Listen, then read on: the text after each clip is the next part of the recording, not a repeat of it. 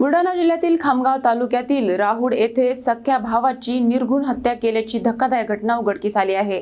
पुरावा नष्ट करण्यासाठी मृतदेह जाळून अस्थि नदीत फेकल्याचा प्रकार समोर आला आहे। बुलढाणा जिल्ह्यातील खामगाव तालुक्यातील राहुड गावात नातेसंबंध काळवंडून टाकणारी घटना समोर आली आहे। सख्या भावानेच खामगावातील एका गुन्हेगाराच्या मदतीने आपल्या धाकट्या भावाचा निर्घृण खून केल्याचा प्रकार उघड झाला आहे। मारेकरी रोशन संजय इंगळे वय वर्ष 36 याने धाकटा भाऊ चेतन संजय इंगळे वय वर्ष 35 याची हत्या केली।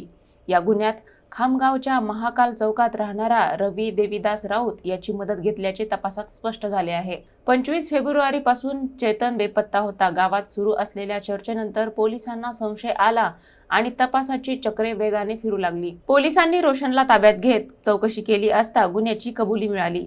आरोपींनी शेतात लोखंडी रॉडने मारहाण करून चेतनचा खून केला। त्यानंतर पुरावा नष्ट करण्यासाठी मृतदेह लाकडांवर जाळण्यात आला आणि राख अस्थि नदीत फेकण्यात आल्या। हत्या का करण्यात आली याबाबत पोलीस आरोपींची कसून चौकशी करत आहेत।